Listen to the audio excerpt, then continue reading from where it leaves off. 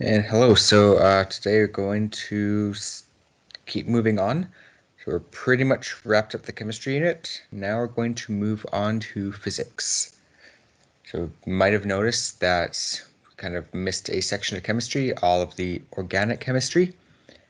Fortunately, just due to timing, won't be able to cover organic chemistry this year. However, I have posted the organic chemistry notes up on Teams in the files. So if you're interested in organic chemistry or you're kind of like considering medicine in the future, I'd suggest taking a look at those. That kind of gives you a quick introduction to what organic chemistry is. It's just a few PowerPoints there and a few notes. I can answer any questions you have about that. But in the meantime, we will be moving on and we will be starting our physics unit today. So in physics, we will just kind of be looking at energy and changes in energy in some different systems. So we're going to just kind of start out by defining what energy is and what systems are. So we do have energy all around us, kind of many different forms. It's got this picture here, same picture in your notes, with different forms of energy. So we'll just try to identify a couple of them. I'll let you identify the rest. Every picture does connect to one form of energy or another. So in this first picture, we've got some power lines. So these power lines carry electricity, and electricity is a form of energy.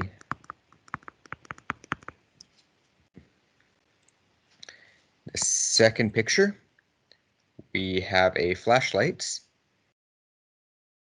So there's two forms of energy there. There's going to be a battery. Battery is still a form of electrical energy. And that battery is going to power the light bulb to produce light. So light is another form of energy. Got a couple of pictures showing some music. Music is sound energy. So here we have a jack-in-the-box. Jack-in-the-box is powered by a spring. So when springs move, that is considered a form of elastic energy. See elastic energy when you stretch a rubber band or when you release a rubber band, an object is kind of moving back to its original shape. Have a picture of the sun. So the sun produces a lot of light, produces a lot of heat, and all of that is powered by nuclear energy. So we have nuclear reactions happening inside of the sun. New elements are being formed. In this case, it's through nuclear fusion. Hydrogen is fusing together to form helium. So it's all powered by nuclear energy. Have a picture of a gas pump and of a hamburger. So those are both related. In both cases, some sort of organic or hydrocarbon is burned. There's chemical bonds in there. These chemical bonds will release energy. So we actually have chemical energy there.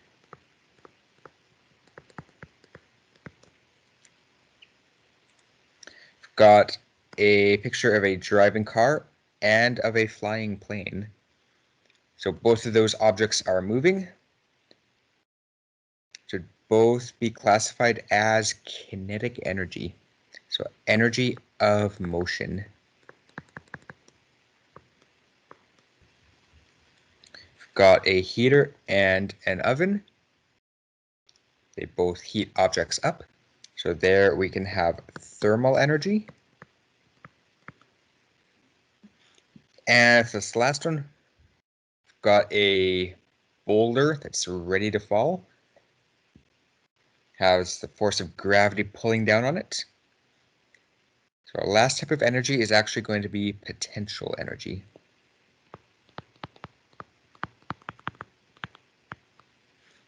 talk more about what potential energy is later on. And all of these different forms of energy can be harnessed in some way to do work. So they can be used to manipulate matter. So we've got several different forms of energy, and every form of energy has some different properties. So energy can be used to cause some sort of change. So it can change a system. So if you were to heat up a cloud, adding that heat could change kind of the form of the cloud, could change the form of precipitation, potentially from snow to a rain. Different types of energy have different characteristics. So our radiant or light energy is different from sound energy. Like the light coming off of your screen is different from the sound that you are hearing right now. They have similar characteristics, but they've also got many different characteristics. All of these forms of energy can be either transferred to other objects or transformed into other forms of energy. So kinetic energy of kind of your hand throwing a ball. Your hand is kinetic energy, and it transfers that kinetic energy to the ball. And then that kinetic energy can be transformed. So you have a flying ball moving through the air. It's got kinetic energy. When it hits a wall, you're going to hear a sound. So that sound is a transformation of kinetic energy to sound energy.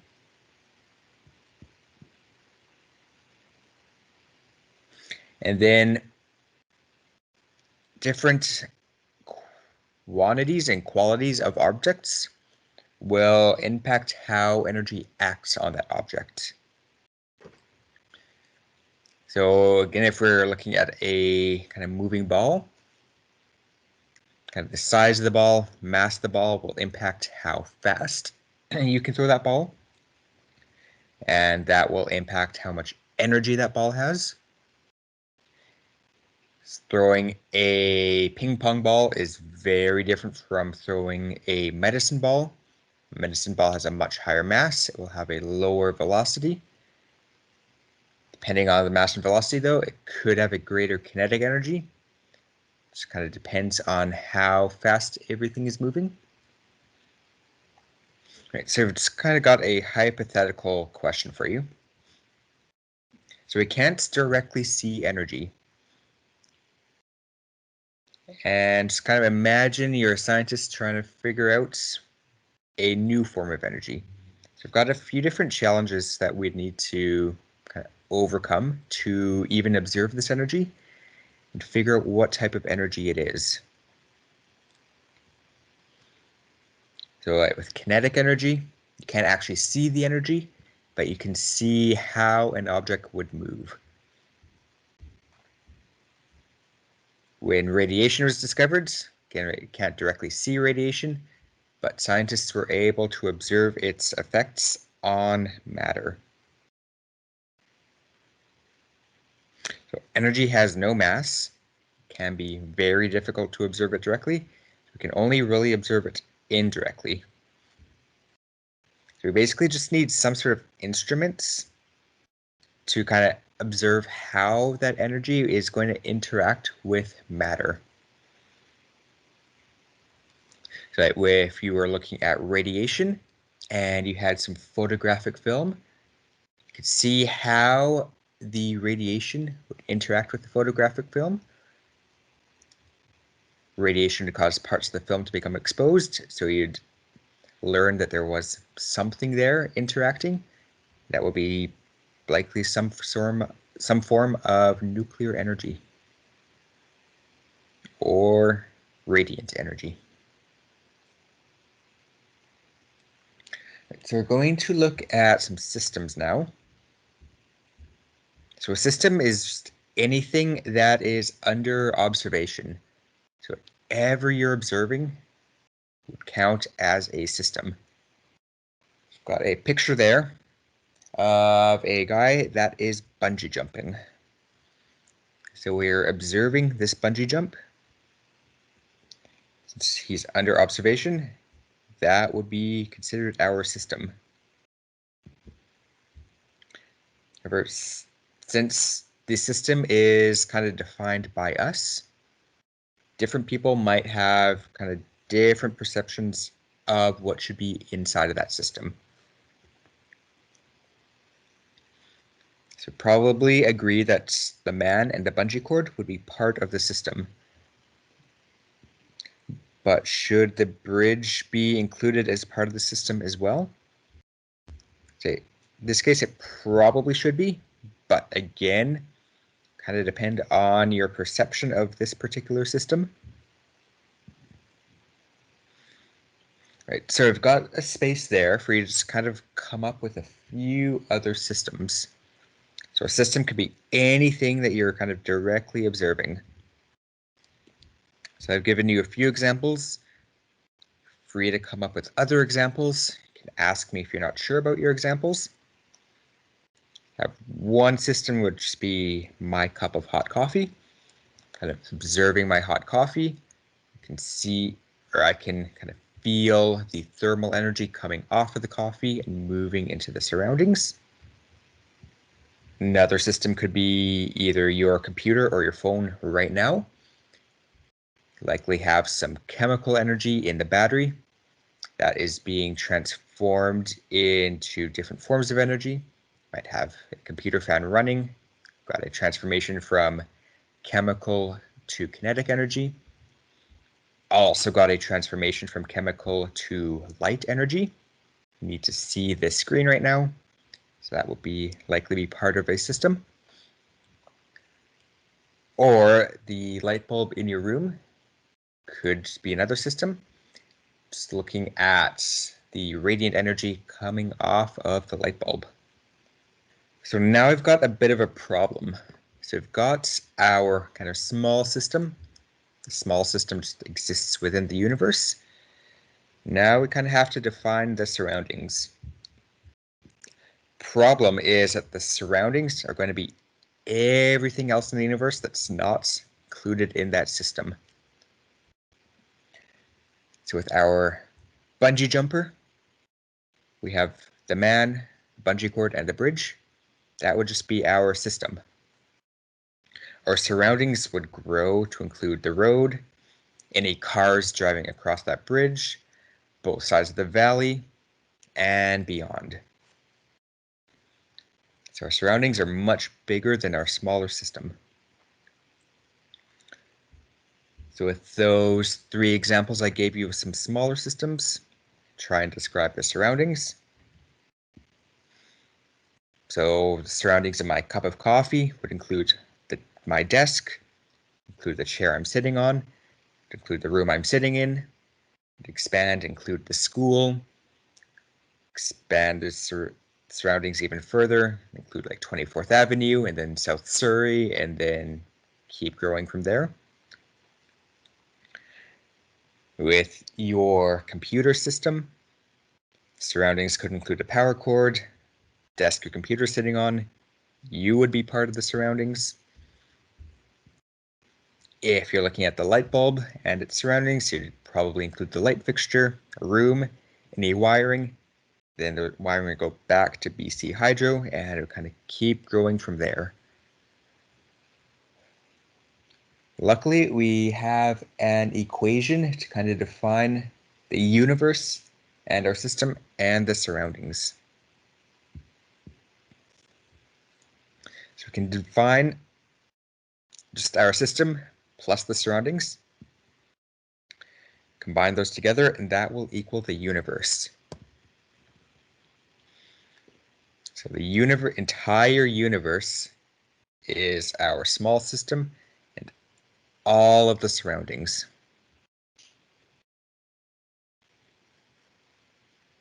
So if we're looking at kind of the surroundings for my coffee mug, have to include the surroundings and go even to further stars like Alpha Centauri and Sirius until we've kind of covered the rest of the universe. That equation would fit together. Right, so now we're going to just kind of look at different forms of energy. So there's two very big categories of energy. We have kinetic energy and we have potential energy. So kinetic energy is the energy of motion. Anytime anything is moving, have kinetic energy. So any moving object will have some kinetic energy. Just a car driving down the road, car is moving, there's kinetic energy there. If you have a falling pencil, the pencil is falling, there's also kinetic energy there. On the other side of that, we have potential energy. So this is just any object that has some stored up energy. So before you dropped your pencil, it was likely just sitting on your desk, has potential energy, it has the potential to fall if you adjust its position in the universe. If you have an apple on your desk, there's potential energy in that apple. There are chemical bonds that are ready to be broken down by your body to turn that potential energy into kinetic energy. So just because you have one type of energy does not mean you don't have any other types. So you can have both kinetic and potential energy at the same time. If we look at this mountain biker, she's kind of moving up a hill. She has kinetic and potential energy. So she's moving, she has kinetic energy. She's also going further and further above ground level, so she's storing up potential energy. As she starts to go back down the hill, again, she's going to have potential energy, and she's going to have kinetic energy. Right, so at the bottom of the page, I've got a Venn diagram for you to fill out. I've got a few words for you that are going to fit nicely into the Venn diagram. One side, you've got your kinetic energy. Other side, you've got potential energy, and you've got that space in the middle for overlap. Just take a few minutes and try to fill out this Venn diagram. Right, so here's kind of the answer for that Venn diagram. Just kind of quickly go over everything. So potential energy is entirely based on the kind of state of the object and where it is. The object's not moving, so that would be a potential energy. Both sides of the Venn diagram deal with energy. Both sides of the Venn diagram deal with the law of conservation of energy. Talk more about what that is in a little bit. Our energy of motion is on our kinetic energy side. For a ball just sitting on the table, the ball is not moving, but it has the potential to fall. So that will go on the potential energy side. Energy is the ability to do work. So if it can do work, it will go right in the middle. With our ball rolling off the table, it's now moving. That has kinetic energy.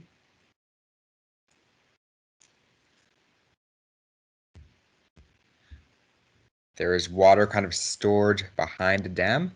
The water is not moving, has the potential to fall and be converted into electrical energy. So it is at potential energy right now. For a waterfall has movement. So that is our kinetic energy. Energy cannot be created or destroyed. Again, this is our law of conservation of energy. So that would be under our both category. chemical energy in food. There are chemical bonds there that are ready to break down. So that falls into potential energy. Just like a stretched rubber band. Stretched rubber band will move back once it's released. And then hot tea will go under kinetic energy. So there is thermal energy there. All of the kind of tea particles are vibrating very fast. So they are moving. They would be considered kinetic energy.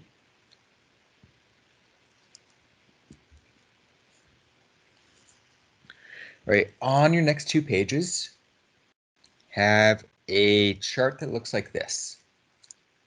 So you'll have either a type of kinetic or potential energy, some sort of description of it, and an example. Got a PDF from the textbook for you. It's up on Teams. Have to kind of read over those 3 pages from the textbook. Describes different forms of energy. You'll have to write down what type of energy it is, brief description of the energy, and give an example of it. So I filled out the first one for you there. I've got mechanical kinetic energy.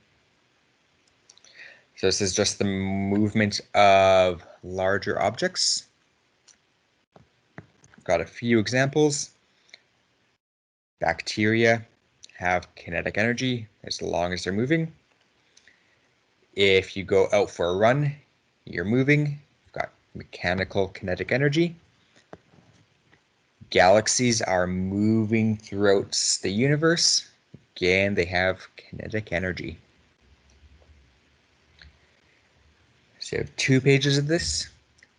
Take a few minutes, kind of read through the textbook, and let me know if you have any questions. So this is going to be the end of the first part of the lesson. Have a part 2 up for you when you finish these 2 pages.